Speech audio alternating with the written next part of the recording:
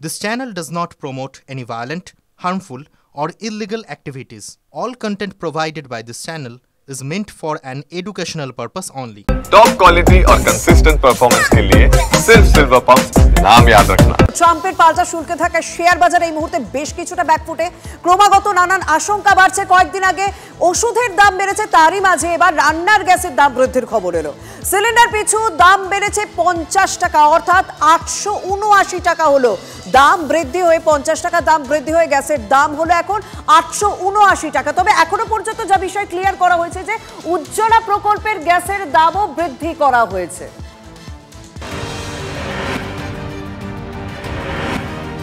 কিছুদিন আগেই দাম বেড়েছিল 752টি ওষুধের, যার জেরে এমনিতেই পকেটে টান পড়েছে নিম্ন ও মধ্যবিত্তর।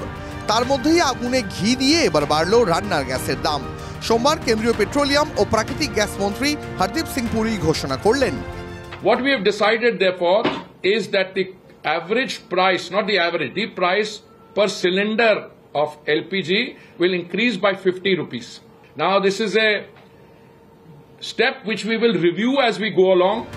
মঙ্গলবার মধ্যরাত থেকেই রান্নার গ্যাস কিনতে সিলিন্ডার পিছু 50 টাকা করে বেশি দিতে হবে। কলকাতায় 14.2 কেজি সিলিন্ডারের দাম ছিল 829 টাকা, যা বেড়ে হলো 879 টাকা। রেহাই নেই প্রধানমন্ত্রী উজ্জ্বলা যোজনা সুবিধাপ্রাপ্তদেরও। উজ্জ্বলা প্রকল্পেও গ্যাসের দাম বাড়ল 50 টাকা। উজ্জ্বলা যোজনার সুবিধাপ্রাপ্তরা 503 টাকায় সিলিন্ডার কিনতেন, এখন কিনতে হবে 553 টাকায়। গ্যাসের দামে মধ্যবিত্তর হেসেলে আগুন লাগার উপক্রম। আয় বাড়ছে না, দাম বেড়েই চলেছে। চলবে কিভাবে প্রশ্ন ঘরে ঘরে। মাসে দুটো সিলিন্ডার জেনারেলি ইউজ হচ্ছে, এবার তার মধ্যে যদি দাম বেড়ে যায় তো অবভিয়াসলি একটা ফ্যামিলিকে চালাতে 50 রুপিস হলেও ওটা একটু টাইম লাগে, ওটা ম্যানেজ করতে প্রবলেম হয়। আর এটা হলো মিডল ক্লাস, এর চেয়ে একটু কমা যারা পারছে না তাদের জন্য ওটা আরও প্রবলেম হবে। বাজারের ভাবুন, বাজারেও তাই একই অবস্থা, ভেজিটেবল বলুন এই একই অবস্থা, সেই প্রায় এখন গ্যাসেরও তাই এখন চলছে, তেলের তাই দাম বাড়ছে। বিরোধীদের তো আর্থিক বোঝা চাপিয়ে আমজনতার জীবন দুর্বিষহ করার চেষ্টা করছে কেন্দ্র। 24-এর ভোট হয়ে গেছে, পরেরটা 29, অতএব এখন অনেক টাইম, এখন আবার বাড়বে, আবার ভোটের আগে একটু কমিয়ে দেবে। এসব মানুষের ছেলে মানুষই করা হচ্ছে, ছ্যাবলামো করা হচ্ছে, ছ্যাবলামো। সাধারণ মানুষের উপর আর্থিক বোঝা চাপিয়ে সব দিক থেকে দমবন্ধ করে দেওয়া হচ্ছে, জীবন দুর্বিষহ করে দিচ্ছে এই কেন্দ্রীয় সরকার। রান্নার গ্যাসের দাম বাড়ানো হলো, আমরা এর তীব্র বিরোধিতা করছি। যাবতীয় অভিযোগ উড়িয়ে বিজেপির পাল্টা দাবি, গ্যাসের দাম সময়ে সময়ে রিভিউ হয়, কখনো বাড়ে কখনো কমে, এখন যদি বেড়ে থাকে সেটা আবার কমে যাবে। এবার বিজেপির সরকার গঠন হলে বছরে 2টো করে ফ্রিতে সিলিন্ডার দেওয়া হবে। শুধু গ্যাসের দাম বৃদ্ধি নয়, সোমবার পেট্রোল ও ডিজেলের ওপর অতিরিক্ত 2 টাকা অন্তঃশুল্কও বসানোর কথা ঘোষণা করেছে কেন্দ্রীয় সরকার। বিজ্ঞপ্তি প্রকাশ করে জানানো হয়েছে, এখন থেকে পেট্রোলের ওপর অন্তঃশুল্ক বাড়িয়ে 13 টাকা করা হলো, ডিজেলে অন্তঃশুল্ক করা হলো 10 টাকা। আন্তর্জাতিক বাজারে ডোনাল্ড ট্রাম্পের শুল্ক নীতির প্রভাবে যখন খনিজ তেলের দাম হু হু করে পড়ছিল, তখন আচমকাই কেন্দ্রীয় সরকার পেট্রোল ডিজেলের শুল্ক বাড়ানোয় চিন্তিত আমজনতা। তাহলে কি ফের বাড়তে চলেছে পেট্রোল ডিজেলের দাম? তবে সূত্রের খবর, অন্তঃশুল্ক বাড়লেও পেট্রোল পাম্পে তেলের দাম বাড়ছে না, কিন্তু ভবিষ্যতে যে দাম বাড়বে না তার নিশ্চয়তা কে দেবে? Bureau report, TV9 Bangla. 50 টাকা দাম বাড়লো রান্নার গ্যাসে। স্বাভাবিকভাবে করা প্রতিক্রিয়া এসেছে রাজ্যের মুখ্যমন্ত্রী মমতা বন্দ্যোপাধ্যায়ের দিক থেকে। তিনি বলেছেন যে এই সিদ্ধান্তের, কেন্দ্রের এই সিদ্ধান্তের কড়া সমালোচনা করছেন তিনি। ওষুধ, গ্যাস, পেট্রোলের মতো নিত্য প্রয়োজনীয় জিনিসের দাম বাড়িয়ে সাধারণ মানুষের উপর চাপ তৈরি করাই বিজেপি সরকারের উন্নয়নের মডেল। আমজনতা যখন সঞ্চয় করতে হিমশিম খাচ্ছে, দিন দিন ঋণের জালে জড়িয়ে যাচ্ছে, তখন বিজেপি সরকারের সিদ্ধান্ত তাদের বিপদ আরও বাড়াচ্ছে। কড়া সমালোচনায় মুখ্যমন্ত্রী মমতা বন্দ্যোপাধ্যায়। মিশন অলিম্পিক এবং ফুটবল বিশ্বকাপ TV9 নেটওয়ার্কের উদ্যোগে আপ্লুত কেন্দ্রীয় ক্রীড়ামন্ত্রী মনসুখ মান্ডভিয়া।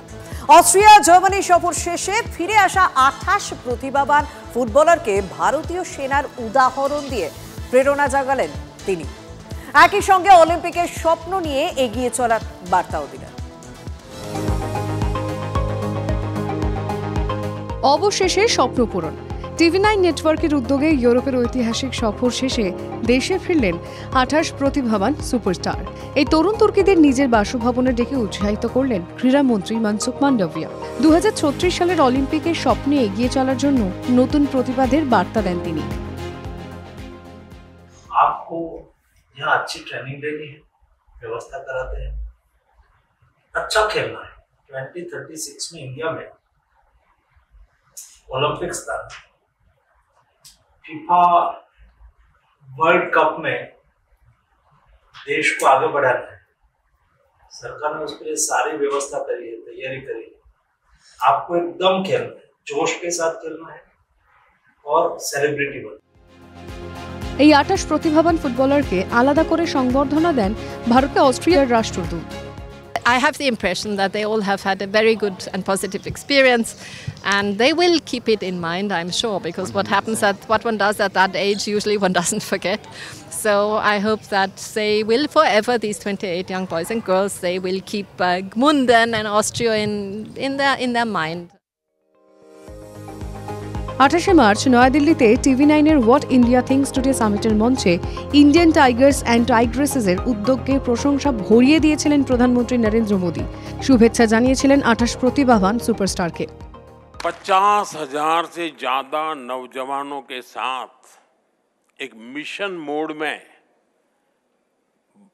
बातचीत करना, उनको जोड़ना, उनको मिशन से साथ जोड़ना, और उसमें से जो बच्चे सिलेक्ट होकर के आए उनकी आगे की ट्रेनिंग की चिंता करना, ये अपने आप में बहुत अद्भुत काम है। मैं आपको बहुत बधाई देता हूँ। ভারতের সবথেকে বড় ফুটবল প্রতিভা খোঁজার মহাযজ্ঞের গুরুদায়িত্ব কাঁধে নিয়েছে TV9 নেটওয়ার্ক, যার নাম ইন্ডিয়ান টাইগার্স ও টাইগ্রেস। তাতে অভূতপূর্ব সাড়া মিলেছে। 50,000-এর বেশি ছেলে ও মেয়ে এর জন্য রেজিস্ট্রেশন করেছিল। সেখান থেকে অস্ট্রিয়া ও জার্মানিতে বিশেষ অনুশীলনের সুযোগ পায় এই 28 জন। এই স্পেশাল 28কে পর্যবেক্ষণের পর তাদের মধ্যে থেকে 4 জনকে স্টুটগার্টের অনূর্ধ্ব 12 স্কোয়াডের সঙ্গে অনুশীলনের বিশেষ সুযোগ দেওয়া হয়। বাকিরা অস্ট্রিয়াতে অনুশীলন চালিয়ে যায়। ভারত থেকে মুন্ডেন কিংবা জার্মানি, ভারতীয় ফুটবলের নতুন প্রতিভাদের স্বপ্নের সফর, যা আগে কখনো হয়নি। Bureau report, TV9 Bangla.